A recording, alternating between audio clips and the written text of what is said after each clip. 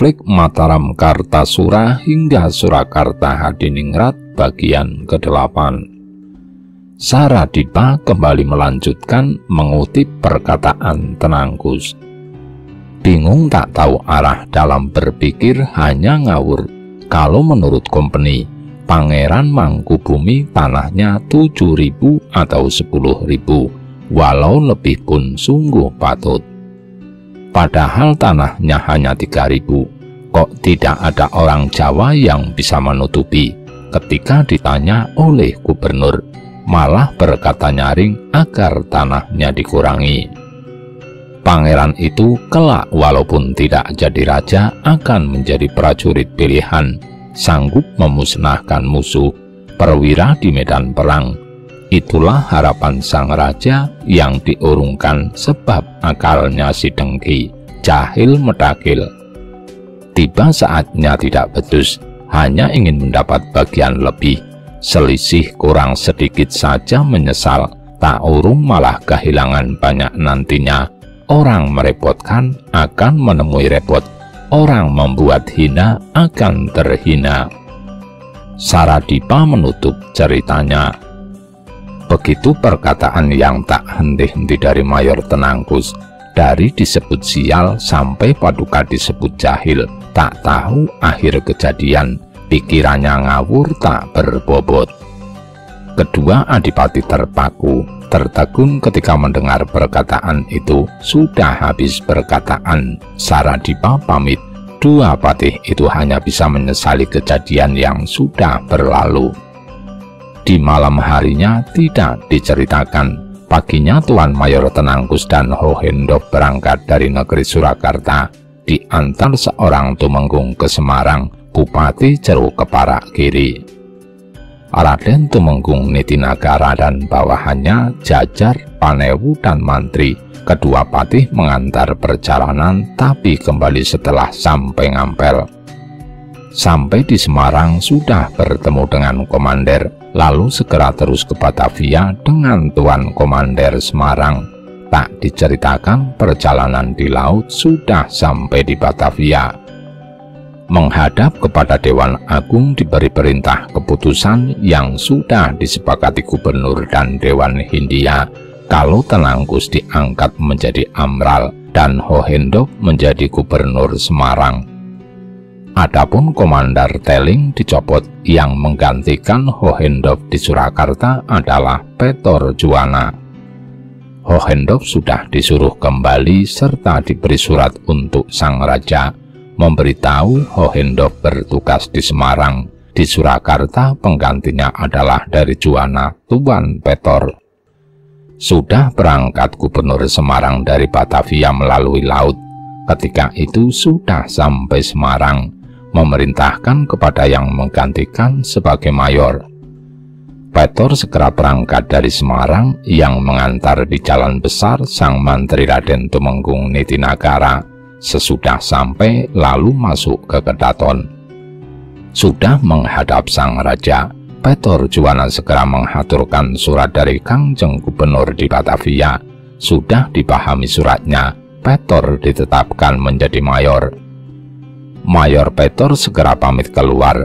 Baru 7 hari sejak kedatangannya menderita sakit pinggang, bisa-bisa melaksanakan tugas. Senin berikutnya agak reda, lalu bangun menemui tamu. Lalu ganti sakit diare, tiap hari tak putus, selalu mencret sampai 5 bulan makin parah. Menjadi laporan kepada gubernur kalau sakitnya mayor semakin menjadi. Gubernur sudah menunjuk pengganti Mayor Surakarta, dipilih dari orang yang sudah terbiasa dengan orang Jawa serta berpangkat obruk, yakni Baltasar Totolamonde. Itulah awal mulanya pembesar Belanda bernama Obruk. Sudah enak hati para bupati karena teman lama kembali Tuan Obruk Totolamonde. Ganti yang diceritakan yang sedang bersembunyi di gunung berbaur dengan para cantrik Pangeran Mangkunegara. Selalu dia menyepi bersamadi, angannya sudah mantap dan bulat. Setiap saat tafakur di jurang tebing yang sepi. mengheningkan cipta memandang kepada sejati, kesejatian yang tuntas, tuntasnya pengetahuan yang karena sangat berusaha maka mendapatkan. Datanglah anugerah Tuhan padanya, sudah dibuka pengetahuan tentang akhir kejadian, menerawang ke depan semua yang akan dilakukan. Menjadi manusia pilihan melebihi sesama makhluk, karena sudah bangkit menguasai dan merengkuh, segera pamit hendak turun. Sang pendeta sudah menyetujui. Pangeran segera turun, keinginannya terus melaju menyusul kepada sang ayahanda Pangeran Mangkubumi. Pembantu 6 tidak ketinggalan, berjalan menyisir tepi jurang dalam, melewati tebing lereng-lereng gunung. Pelan-pelan agar tidak diketahui musuh yang berbaris di barat gunung sudah mendengar, saling berbisik mengundang teman akan menghadang di Pancot. Sudah berangkat dahulu mantri yang dipasang, pimpinannya bernama Ngepi Singamenggala, pembantunya ada 100, lengkap dengan peralatan perang besar. Pangeran ketika lewat di Soraki, "Lah, ayo inilah, ayo, ayo." Orang desa semua menabuh kentongan titir, keras bunyinya berbarengan, titir bersahutan seperti lampor. Bersorak-sorak gemuruh orang pedesaan yang datang bersamaan, berdenting tongkat, kait yang dibawa, gancu, bende, lembing, kampak, ada yang memikul bronjong. Pangeran ketika melihat banyak orang yang menghalangi bersorak gemuruh menerjang cepat, dalam hati sudah nekat untuk mati, menyisir menyeruak barisan, semakin keras mereka menyoraki. "Lah ayo timur, lah ayo timur, selatan, utara, barat, tangkaplah segera, dikurung, dikepung bersambung rapat." Ada yang mengacungkan kampak, ada yang gancu, kait, lembing, ketapel berisi batu melesat dilemparkan kepada pangeran yang terkepung. Namun tak ada yang berani mendekat, hanya menyorak riuh sorak-sore dari timur ke barat.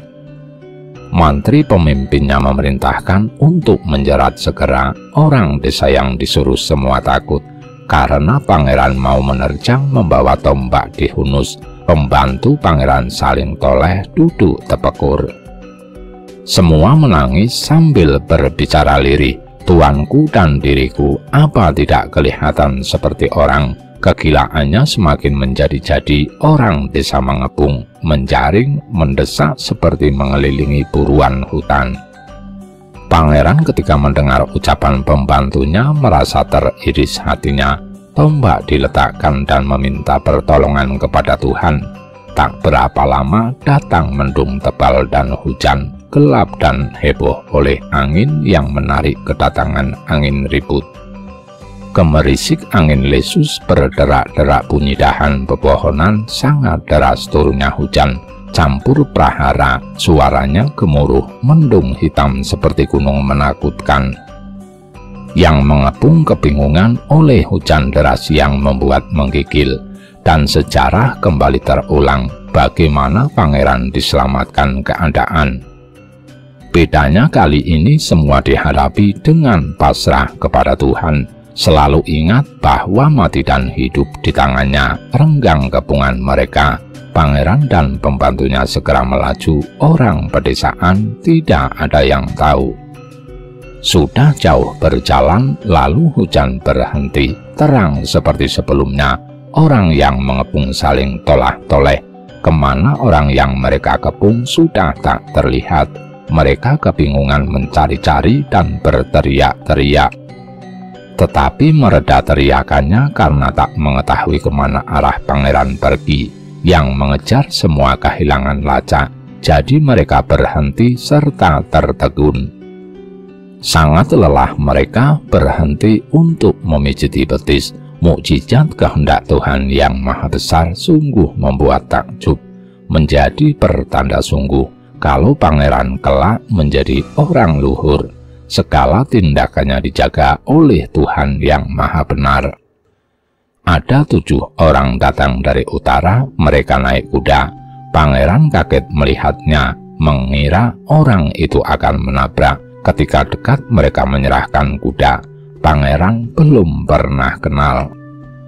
7 orang itu berkata sopan, "Cepatlah Paduka segera menyusul ayahanda Kangjeng Pangeran Mangkubumi. Beliau masih di Demak Selatan berhadapan dengan musuh." Pangeran sudah melaju naik kuda dengan para pembantunya. Ketika menoleh, orang yang memberi mereka kuda tadi sudah tidak terlihat. Pangeran berkata pelan, "Yang memberi kuda tadi kemana? Sekarang tidak kelihatan." Tumenggung Kudanawarsa menjawab, "Sudah Paduka katakan tadi, dari alam gaib pertolongan Tuhan, sudah melaju jalannya sampai di Telahap berhenti di situ. Bertemu dengan seorang anak buah Kudanawarsa, Jiwaraga namanya. Datang membawa jamuan, para pembantu makan semua. Namun pangeran tidak makan, hanya nginang dan mencicipi sedikit. Sudah tenang, tak ada musuh yang mengejar, sudah jauh." Ki Jiwaraga berkata, "Pangeran, Paduka terus ke utara saja berkumpul dengan ayahanda Pangeran Mangkubumi. Sudah banyak pasukannya, kuat karena banyak perwira yang masih hidup." Ki Jiwaraga mengabarkan keadaan Pangeran Mangkubumi yang telah kuat, pasukannya banyak dan semangat dalam perang. Pangeran dan para pembantu merasa yang mereka tuju sudah dekat. Sementara itu, kompeni dan tentara Surakarta yang berbaris di Sumengka dan di Gebang tidak dapat keluar markas karena dikepung dan diserang sporadis. Ribuan pasukan tak dapat melakukan apapun. Demikian setelah beristirahat cukup, Pangeran Mangkunegara berangkat ke utara melewati pinggir-pinggir jurang. Tebing sempit sudah dilalui. Seharian mereka berjalan sampai di tanah Sukowati. Bertanya kepada orang desa, mengaku sebagai utusan Pangeran Mangkunegara ke Demak meminta bantuan. Orang desa semua mengizinkan Pangeran menginap di Malela, tempat penyeberangan. Paginya ke utara menyeberang, pelan mereka berjalan. Kalau berhenti di pedesaan, orang-orang desa memberi hidangan bermacam-macam. Sehari mereka berjalan, malamnya menginap di Baluta. Pangeran mendengar kalau istri dan anak ayahandanya berada di desa Gelagah di tengah Gunung Kendeng. Pangeran Mangkunegara segera memotong merambah gunung. Sampailah mereka di Gelagah. Brajadenta dan Raden Tambak Baya yang menjaga dengan 300 pasukan berkuda. Tambak Baya dan Brajadenta kemudian melapor kepada ibu Kangjeng Pangeran bernama Mas Ayu Tejawati kalau sang cucu Pangeran Mangkunegara datang.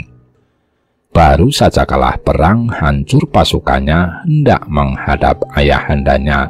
Sekarang ada di luar. Tejawati berkata pelan, "Segera panggillah."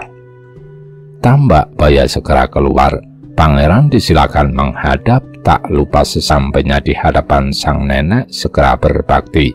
Mas Ayu berkata, "Duh cucuku, bagaimana engkau sampai mengalami terlunta-lunta begini?" Sang cucu menyembah dan berkata, "Karena kalah perang di Papringan oleh kedua mayor, sampai habis tak bersisa. Semua peralatan perang tidak ada yang tertinggal, maka mengungsi kepada ayahanda. Sekarang ayahanda kemana?" Berkata sang nenek Mas Ayu Teja, "Sekarang anakku sedang menyerang negeri Demak. Sudah 2 bulan lamanya di pesisir. Apakah adikku Sanawati, ya nenekmu masih hidup?" Pangeran berkata, "Masih hidup, sekarang di gunung." 3 hari pangeran berada di Gelagah. Setelah 3 hari pangeran berunding tentang kehendaknya agar Tambak Baya mengiringi menyusul ayahanda di Demak. Dalam hati Mas Ayu Tejawati merasa kalau besok anak ini jangan tanggung dijadikan sebagai pendamping, dinikahkan saja dengan adik sepupunya sendiri, putri Pangeran Mangkubumi. Di hari sudah siap semua, pangeran menyembah dan minta pamit. Segera berangkat cepat-cepat. Tambak Baya yang mengiringi. Hilanglah bahaya di jalan. Kalau malam istirahat di desa, paginya meneruskan perjalanan. Sampai di negeri Warung, bupatinya tidak ada, sedang ikut ke Demak. Pangeran mengatakan kalau ingin menemui Adipati Puger di Grobogan lebih dahulu.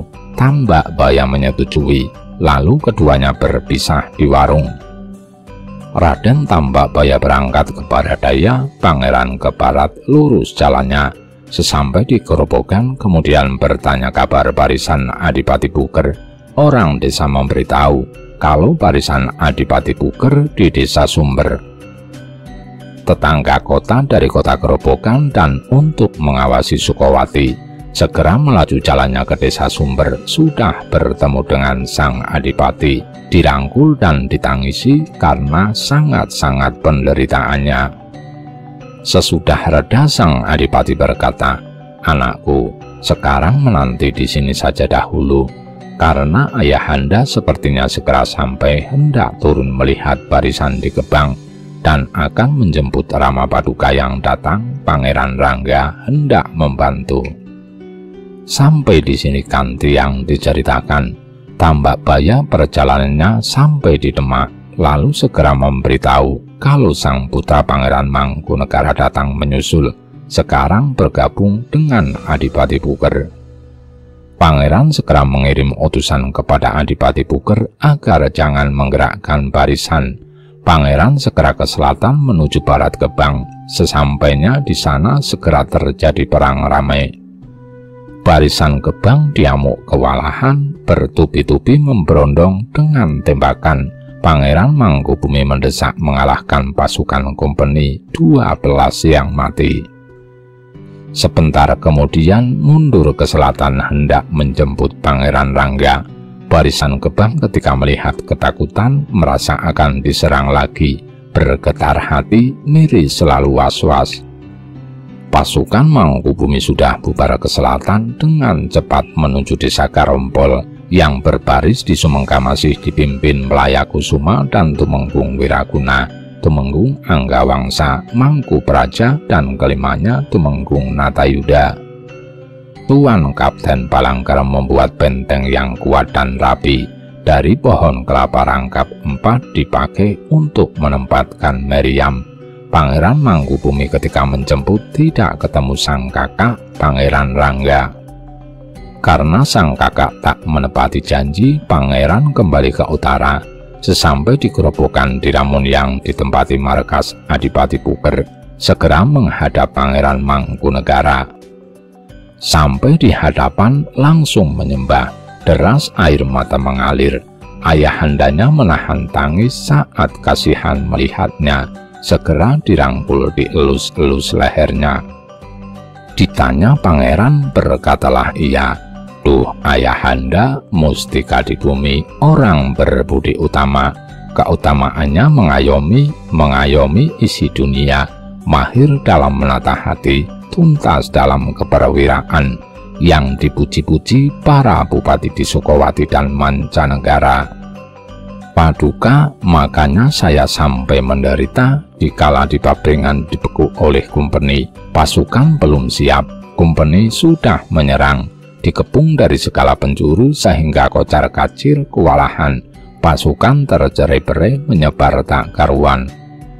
Yang masih bertahan kalah menjadi takut dan miris. Habislah pangan, pakaian, senjata, dan perabotan perang. Semua dirampas habis, tak satu pun tersisa. Keinginan hati hamba kemarin sampai sekarang tidak lain, hanya ingin berlindung kepada Paduka. Karena itu hamba menghadap, hanya ingin setia mematuhi semua perintah Paduka, berharap pasrah menjalani sampai sakit atau mati." Pangeran berkata halus, "Anakku, aku terima kesetiaan darimu kepadaku. Jangan bersusah hati, sandarkan dirimu sebagai makhluk. Kalaupun ada pertolongan dari Tuhan yang Maha Benar yang ditujukan padamu, sebagai orang tua wajib mengabulkan. Sekarang keinginanku engkau ku antara kembali ke selatan, pulang ke Kaduang. Aku pikir lebih baik agar dapat mengumpulkan kembali pasukanmu yang bersembunyi." Demikian Kangjeng Pangeran di hari Kamis Legi menghendaki bisowanan. Di hadapan para bupati memerintahkan bahwa telah berganti nama menjadi Kangjeng Pangeran Adipati Sukawati Senapatining Prang Pramuka Jayengrat, serta memberi perintah kepada Bupati Demak sekarang, Raden Tumenggung Suranata, diangkat pada kedudukan dari bawah ke atas sesuai kehendak pangeran, diberi nama Adipati Suranata. Yang menghadap menyahut tanda suka tuanya telah berganti nama, semakin besar hatinya segenap para bupati dan mantri. Pangeran segera memerintahkan yang tinggal menjaga barisan dipimpin Adipati Puker dan Tumenggung Brajadenta, Brajamusti, Jayadirja, Tumenggung Reksanagari, dan Diwarung Ngabei Kartanegara. Punggawa yang dibawa Tumenggung Suryanagara, Mas Rangga Wirasetika, Tambak Baya tidak ketinggalan. Ada lagi sama Dipura, Tumenggung Ranadiningrat, Adipati Suranata. Hanya Gadamastaka yang ditinggal karena menjaga kalau kompeni datang ke Demak. Kalau musuh banyak disuruh menghindar bergabung dengan Adipati Puker di Grobogan bila sempat Blora supaya diserang. Setelah bulat keputusannya, segera diberi aba-aba berangkat dari Ramun menuju ke timur sampai Sela ke selatan lagi, berhenti kalau matahari tenggelam. Di Malela berkemah menjemput 2 selir di malam hari. Karena terang Pangeran Mangkunegara menyeberang di Malela selatan sungai, ada pembantu dari Matesih yang ikut 3 orang, jadi semua pembantunya menjadi 10 orang. Waktu matahari terbit segera berangkat, ada 1030 pasukan berkuda. Pangeran Mangkunegara dan 10 pembantunya selalu berjalan di depan ayahanda, tidak berpisah. Dengan para pembantu mereka bergabung, yang mereka semua membawa peralatan upacara. Waktu itu perjalanan sampai di Karja, jam 3 berhenti dan berkemah. Sampai di sini, ganti cerita yang sedang berbaris. Ngabei Mandaraka, Tumenggung Yudanegara yang dipacangakan sudah mendengar kabar kalau Pangeran Mangkubumi mengantar sang putra ke selatan. Segera mengundang pasukan berangkat ke semua ke selatan, berkumpul dengan barisan taman yang semula dengan kompeni berbaris sedikit-sedikit urut. Semua bergerak ke taman untuk bersatu. Di malam hari tak diceritakan, paginya yang berkemah di Karja berangkat. Orang-orang Matesih kawula Pangeran Mangkunegara melihat bubarnya barisan. Ketika melihat barisan Pangeran Sukawati beserta pasukan datang untuk mengantar sang putra, mereka kemudian memberi jamuan kepada pasukan yang telah bersiaga tadi, beserta kumpulan para mantri dalam dan mantri luar. Kedatangan Kangjeng Pangeran Sukawati waktu jam 11 beserta pasukan tiba di Desa Bangsri. Para mantri Matesih datang beserta persenjataannya 70 kuda. Dengan membawa hidangan macam-macam, jodang dan tenong, bergantian datang tak putus, tumpeng sampai bertumpuk-tumpuk, opor bebek, panggang ayam, digelar sampai tumpah ruah. Jeruk, salak, jambu terlihat, duku, picetan, manggis, duren, gowok, dan kapundung, kepel, mundu, kleco, beraneka warna memenuhi, wajik, jenang, jadah, lemper di keranjang. Pangeran suka melihat rasa cinta para kawula terlihat, lalu menghaturkan bakti para mantri tersebut kepada ayahanda. Pangeran Sukawati sangat suka melihat para pembantu sang putra datang membantu. Berkata Pangeran Sukawati, "Anakku, ini para pasukanmu hadapkan di depanku, yang sudah mencintaimu. Setelah maju segera diperiksa, diberi pesan dengan halus, seada-adanya dihadapkan. Inilah yang dekat, yang jauh belum sampai." Jumlahnya baru 70 kuda. Setelah selang sehari, ada lagi pasukan datang. Semua memakai kuda, menyandang peralatan perang. Jumlahnya kira-kira 200. Setelah 3 hari di Bangsri, kemudian berpindah markas di desa selanjutnya, yakni Ngemplak. Sampai setengah bulan sang nenek dan Seliriang dikala pangeran bersembunyi di gunung dititipkan orang desa, ketika itu sudah datang menyusul, dan pasukan di pedesaan terus berdatangan dengan kuda. Terkumpul sudah kira-kira 400 orang. Tumenggung juga datang menyiapkan peralatan perang. Sang ayah memerintahkan berangkat. Sang putra segera mengundang agar pasukan berjalan. Di depan sebagai penunjuk jalan ke selatan jalannya, saat menjelang tengah hari sampai di desa Paleksan dan berkemah. Hanya semalam, paginya berangkat ke selatan naik puncak gunung. Sementara itu, yang berbaris di taman dalam hati mereka khawatir, karena Pangeran Adipati Sukowati ke selatan dengan membawa banyak pasukan yang menyandang senjata peralatan perang. Segera mereka menabuh genderang, para prajurit tak boleh kemana-mana. Mereka menata barisan untuk bersiap keluar. Namun Pangeran Mangkubumi tidak menyerang taman, malah terus ke selatan sampai Gunung Sembuyan. Sesampai di Gunung Sembuyan berkemah semuanya, segera memanggil Sultan Dandun yang saat itu ngumpul. Sultan Dandun Marteng Sari beralasan kalau sakit. Pangeran Sukowati marah, sangat ingin memberi hukuman. Pangeran Mangkunegara berusaha membujuk agar reda, jangan sampai terlantur-lantur kemarahan hatinya. Pangeran menurut kepada sang putra, berangkat dari Sembuyan menuruni gunung terus ke barat sampai di bumi Pamasaran. Alkisah yang masih bersembunyi, Pangeran Pamot mendengar kalau ayahanda datang bermarkas di Mogi, datang menghadap kemudian menghaturkan bakti, dirangkul lehernya, pasukannya menyusul kemudian ada 100 yang berkuda. Demikian juga Pangeran Mangkudiningrat mendengar kalau sang ayah datang, segera menghadap dengan pasukan yang masih ada, datang kemudian menyentuh kaki dengan bercucuran air mata.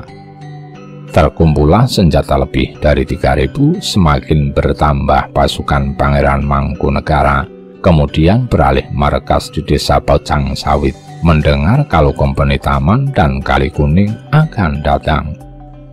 Pangeran menata barisan, sudah disiapkan bala tentaranya di lapangan luas yang akan dipakai menghadang. Ditunggu sampai menjelang siang, kompeni tak tampak datang. Perkemahan segera berpindah di pager. Di sana membulatkan kesepakatan akan memukul ke Mataram. Di pager 3 hari, paginya terdengar aba-aba bergemuruh, berangkat para bala tentara, tumpah memenuhi jalan besar yang dilewati penuh dengan pasukan. Sehari mereka berjalan, berhenti di Kemalon 1 malam. Paginya terdengar aba-aba berangkat hendak masuk ke Mataram. Sudah sampai Prambanan, yang dipasang sebagai penunjuk jalan Pangeran Mangkudiningrat. Sudah masuk ke Mataram, para pangeran yang 4 semua sudah masuk. Alkisah perjalanan 4 pangeran sudah sampai di sebelah timur Pasar Gede. Pasukan bergemuruh, orang pedesaan dijarah, geger berputar-putar. Ketika berlalu sehari ke arah barat akan membedah benteng, sang putra sudah diberi perintah. Pamot dan Mangkudiningrat dari utara, dia menyerang. Pangeran Adipati Mangkunegara dari timur, yang memikul bagian selatan adalah Adipati Sukowati. Setelah siap segera bersuara gemuruh, maju mendekati benteng. Ditembaki mereka dari atas benteng, pasukan banyak yang terluka. Punggawa Pangeran Sukowati, Raden Wairasetika terluka, terkena peluru betisnya. Ditembakkan dari atas panggung senapan, pistol tak henti berbunyi.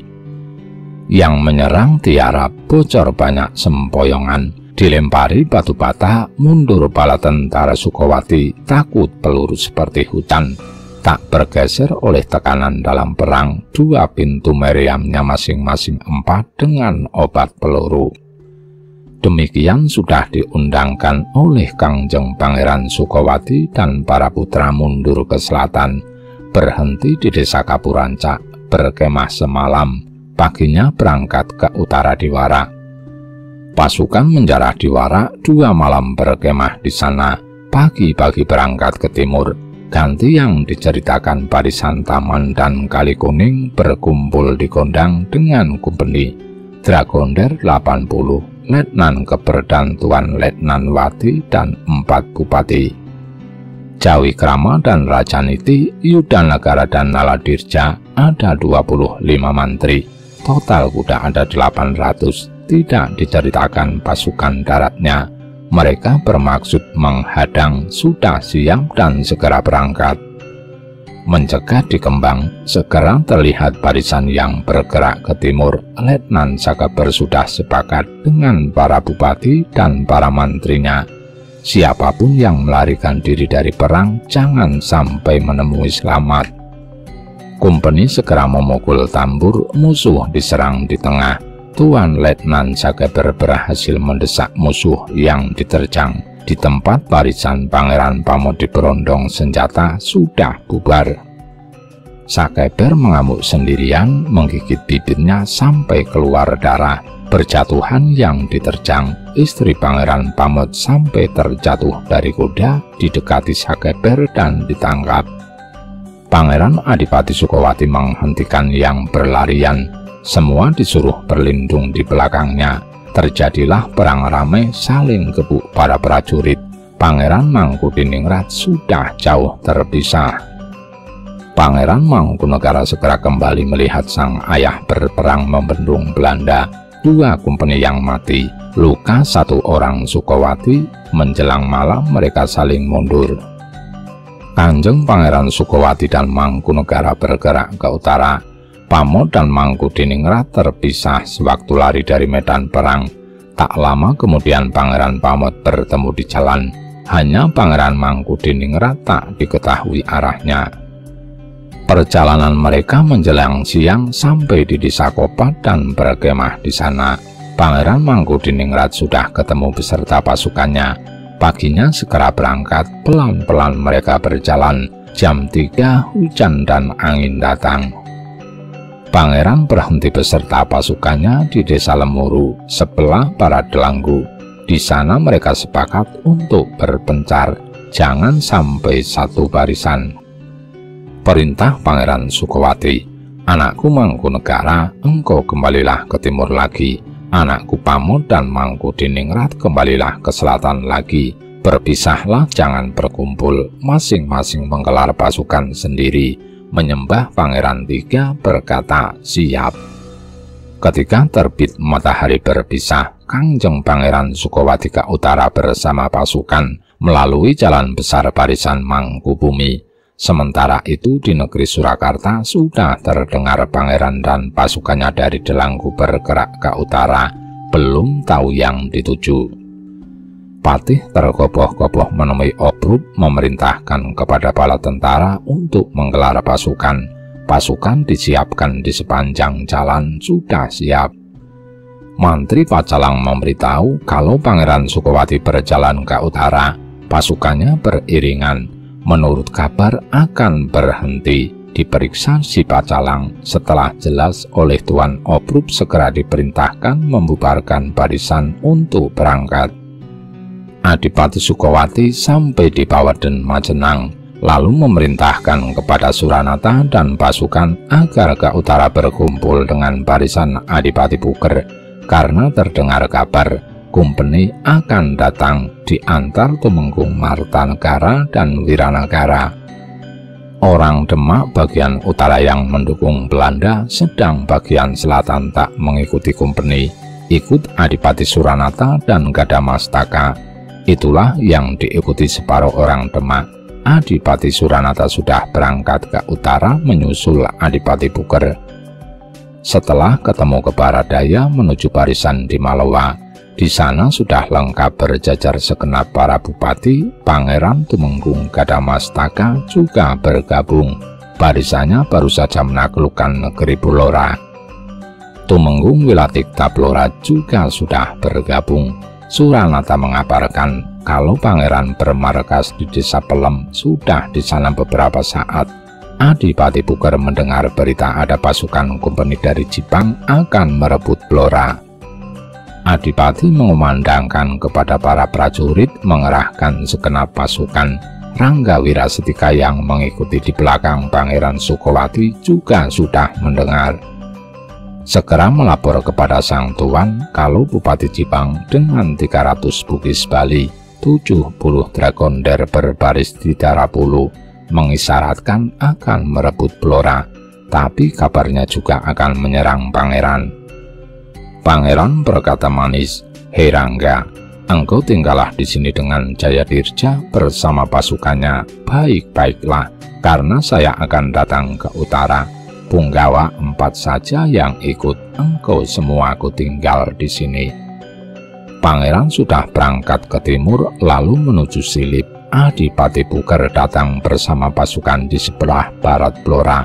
Pangeran berbaris di tenggara Blora masuk wilayah Jipang. Orang kompeni sedang berjalan dihadang di salah satu hutan, bersiap melakukan perang. Ketika dekat pecahlah peperangan, orang kompeni gencar memberondong. Pertempuran hanya sebentar, lalu bubar pasukan pangeran. Mereka kemudian masuk hutan, memisah ke kanan ke kiri, berbelok dan muncul di belakang, lalu menerjang membabi buta mendesak. Pasukan Bali, Bugis, dan Jawa yang diterjang kebingungan, geger rame pertempurannya. Pangeran ikut serta berperang, lama saling serang, musuh Jawa buyar tercerai-berai saling berlarian, Dragonder belum bisa menolong karena kondisi medan. Kemudian ditinggal begitu saja, berkelimpangan mayatnya. Kangjeng Pangeran Sukowati kemudian bergerak ke timur bersama pasukan bermarkas di Darapulu. Pangeran segera mengirim utusan memerintahkan Adipati Puker dan segenap para bupati untuk kembali ke selatan lagi, berbaris di Sukowati untuk membingungkan barisan kompeni yang bermarkas di Sumengka dan membuat benteng di sana. Yang diperintah segera berangkat. Sementara itu Pangeran Sukowati mendengar kalau Bupati Jipang berbaris di pagar wajah. Pemimpin perang adalah anak Bupati, Raden Panji Kartawijaya, tempatnya di Bulukumendung. Ada 1000 persenjataan dan sisa pasukan kompeni yang takut kembali ke timur ikut ke barat daya bergabung dengan pasukan Sumengka. Pangeran kemudian bergerak ke timur dan sudah sampai Jeruk. Di jalan bertemu dengan seorang Bali bule bernama Yudaningrat, menghadap hendak ikut mengabdi jika diizinkan. Sanggup membawa serta teman-temannya sejumlah 40 orang Bali akan diajak semuanya. Keinginannya sudah diterima. Kangjeng Pangeran menyuruh para punggawa menyerang barisan dengan pimpinan Raden Tambak Baya, didampingi Tumenggung Ranadiningrat. Berangkat beserta pasukan sampai di Bulukumendung dan terjadilah perang ramai. Panji Kartawijaya dikalahkan dan melarikan diri. Prajuritnya tewas 15 orang. Setelah takluk Bulukumendung, mereka melarikan diri ke pagar wajah. Bulukumendung sudah diduduki, yang datang lagi orang Bali Yudaningrat dengan 3 orang temannya. Yang 40 orang lagi akan bergabung di jalan kalau pangeran datang ke Macaranu. Setelah 2 malam berangkat dari Bulukumendung untuk menyerang barisan pagar wajah, Pangeran Adipati Sukowati di jalan menerima utusan yang mengabarkan kalau pembantu Petor Gresik, seorang mantri di Tuban Sedayu, akan menyerah untuk membantu. Pangeran segera mengirim utusan dengan surat perintah kepada Bupati Jipang. Sudah berangkat tak lama melesat sampai di pagar wajah. Surat sudah diterima oleh Tumenggung Mangkunegara dan Wangsanegara. Sudah dipahami dalam hati isi suratnya. Menjawab kedua Tumenggung kepada utusan, "Teman, engkau laporlah kepada pangeran. Perintahnya sungguh kami hargai. Namun ditunggu sebentar, kami pikir-pikir dahulu, lain hari kami kabari kalau teman di sini sudah sepakat." Utusan lalu kembali. Sepulangnya kedua bupati berembuk bersama bagaimana baiknya. Menyerah atau menghadapi dengan perang, para telik sandi ditanyai dengan teliti berapa kekuatan semua pasukannya. Telik sandi melapor kekuatan Pangeran Mangkubumi 600 lebih memakai kuda, yang 1000 berjalan darat. Sementara mereka sekarang yang ada di Pagarwaja mempunyai total pasukan 3.800, 1.500 memakai kuda, 2.300 berjalan darat. Para mantri ketika mendengar laporan para telik sandi mengusulkan untuk menghadapi perang. Ada pula usulan agar sabar dahulu isi surat bersama didengarkan maknanya dan dipikirkan bagaimana baiknya. Tumenggung Mangkunegara segera membaca surat itu. Isi suratnya sebagai berikut. Demikian isi surat peringatanku, Kangjeng Gusti Pangeran Adipati Sukowati Senopati Perang, pemimpin yang berjaya di seluruh jagat, memerintahkan kepada 2 bupati yang berbaris di Pagarwaja. Aku memberitahu kalau akan datang, yang baik engkau menyambut, kalau kurang obat dan peluru meriam besar saya tunggu untuk mengumpulkannya. Kalau sudah kuat, engkau beritahu, aku segera datang. Ketika mendengar isi surat yang tertulis, para mantri seketika lemas, sirna keberanian di hatinya. Namun kalau melihat pasukan yang sudah berbaris, muncul lagi keberaniannya. Semua menjadi serba bingung, belum sepakat mereka dalam perundingan. Ganti yang diceritakan tentang Pangeran Mangkubumi yang meminta ketegasan 2 bupati Jipang. Rana Diningrat yang diutus dipantaskan pakaiannya dengan memakai celana panjen ungu. Pakaiannya kuantung yang indah dengan kancing baju dari kuningan dengan permata yang gemerlap, ikat pinggang sutra berbunga-bunga, ikat kepala jingga, kain samboja mijil. 3 kerisnya, salah satunya dengan keris tarabalen, sama seperti pakaian Kangjeng Pangeran yang diberikan untuk dipakai. Adapun yang mengiringi diperintahkan mantri pilihan 50 dengan diberi pakaian kelingkainya. Epek direndah timang emas, pakaiannya pelutru hitam dibordir anggarnya. Keris yang dipakai dan ditaruh di pinggang pendoknya semua emas tatahan, beserta upacaranya. Rana Diningrat diberi pakaian upacara raja. Mantri terpilih semua hanya diakui sebagai pembantu. Pembantunya Rana Diningrat. Setelah siap semua peralatan segera berangkat. Semua memakai kendaraan kuda. Raden Rana Diningrat dipayungi. Dasar memang tegap pembawaannya, sedang berusia anak 3, disertai pakaian bagus, terlihat sangat gagah. Minder yang melihat. Sesampai di luar barisan, Raden Rana Diningrat dan semua mantri turun dari kuda. Benderanya sudah digulung, segera menyuruh seorang mantri berjalan dengan menuntun kuda. Cambuknya diselipkan di pinggang, tidak membawa tombak. Berjalan sudah sampai ke dalam barisan, semua resah gelisah saling berbisik. Utusan sudah ditemui. Utusan melapor, saya ditunjuk oleh putra Paduka Kilurah Rana Diningrat, ingin mendapat keterangan, apakah boleh Kilurah bertamu ke sini. Kedua bupati Jipang berkata manis, mengapa tidak boleh, toh anakku diutus oleh sang pangeran. Jangan sampai khawatir, segeralah engkau persilahkan masuk nak Tumenggung Rana Diningrat. Utusan segera kembali dan melapor, Tuan dipersilahkan masuk ke barisan. Ketika itu sudah masuk Tumenggung Rana Diningrat beserta para mantri, sudah dipersilahkan duduk. Terlihat suram kusam bupati dan para punggawa layu karena kalah dalam pakaian.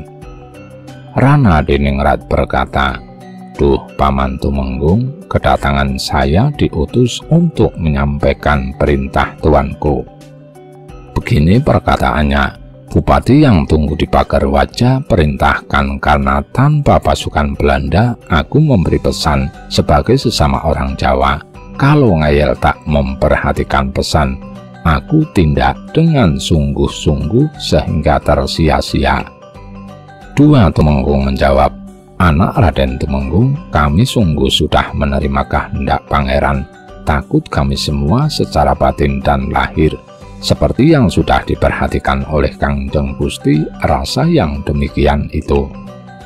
Rana Diningrat menjawab, kalau demikian dapat kebatinannya jangan sampai terlihat lahirnya. Dalam batin diniatkan Kangjeng Gusti Mangkubumi memakai yang batin, serahkan yang batin, lahirnya sudah cukup, pasti sudah diterima. Namun supaya tidak mencurigakan harus dipukul dengan perang, Rana Diningrat sudah tanggap bahwa Jipang sebenarnya ingin menyerah, tetapi khawatir terhadap Surakarta dan company. Serba tidak enak karena hanya akan berganti musuh saja. Rana Diningrat menyarankan agar dalam batin saja mereka menyerah. Pangeran Mangkubumi pasti akan menerima. Jipang selamat dari gempuran dan juga tidak terlihat kalau memihak. Namun syaratnya harus ada wujud dari ketundukan itu dan juga harus pura-pura diserang dengan pasukan. Kemudian Mantri Sedayu dan Tuban masing-masing memberi 500 real dan sekembaran karbin kain 5 gulung. Dian Tumenggung, Jipang keduanya mengaturkan masing-masing 1000 real, diterima semuanya. Tumenggung Rana Diningrat diberi pakaian, lalu segera berpamitan kembali beserta para mantri. Ketika mencapai seperjalanan, mereka membunyikan senjata. Pasukan yang bersembunyi keluar dari barisan Bulu Kumendung. Oleh Rana Diningrat sudah diberi pesan, 300 pasukan berkuda menyerang barisan Pagerwaja. Raden Tambakbaya yang memimpin pasukan berperang pura-pura saja. Sebentar saja barisan Pagerwaja sudah habis. Ganti cerita, Tumenggung Rana Diningrat sudah sampai dari perjalanan, tiba di Bulu Kumendung, langsung menghadap di hadapan Tuan melaporkan hasil perjalanan. Yakni kalau Mantri Tumenggung yang berbaris di Pagerwaja sudah tunduk semua dalam batin dan sudah memberi tanda bukti ketundukan. 3.000 berupa uang emas, karabin 2 kembaran, dan kain 10 gulung. Pangeran sangat senang dan segera memerintahkan pasukan ke Pagerwaja. Setelah sampai menginap semalam, paginya langsung ke Jipang. Di tengah jalan bertemu dengan Bule Bali Yuda Diningrat membawa temannya 40. Para pemimpin orang Bali itu namanya Carang Soka, Pragesa, Budak Miring, Barak Jayalaksana, Tegal Angun-Angun, Surajenaka, Pulang Resmi, Pulang Sari, Kartasari, Kumitir, Kanigara, Bawukara, Carang Gading, Kapulajer, dan banyak parwata. Semua dipanggil menghadap. Pangeran senang hatinya melihat para orang Bali diberi kuda, para prajurit 40 itu, kain dan pakaian, tetapi pakaiannya belum seragam. Demikianlah perintah pangeran. Setelah beristirahat di Jipang semalam, terus berangkat dari Jipang kembali ke barat. Di hutan membuat markas, di hutan sambung di tanah Jipang untuk menata pasukan. Orang Jipang yang ikut Demang Seradi Manggala, pembantu dari Tumenggung Wong Sanagari.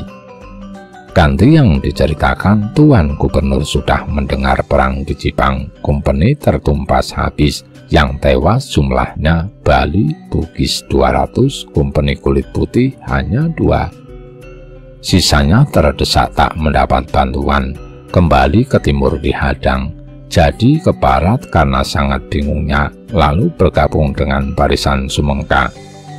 Gubernur segera memerintahkan membantu prajurit di barisan Sumengka yang terjepit. Pasukan company dan pasukan Surabaya yang jumlahnya 2000 serta pasukan Madura 2000. Pemimpin kedua pasukan Panji Sumanagara dan pendampingnya bernama Panji Raksanagara Tambakbaya Ngabei Jaya Sukerta, mantri di Surabaya. Lebih banyak bantuan yang datang ke Jipang. Perintah gubernur, pasukan company yang berbaris di tempat lain disuruh membubarkan semua yang di Taman dan di Kali Kuning agar pulang ke Surakarta.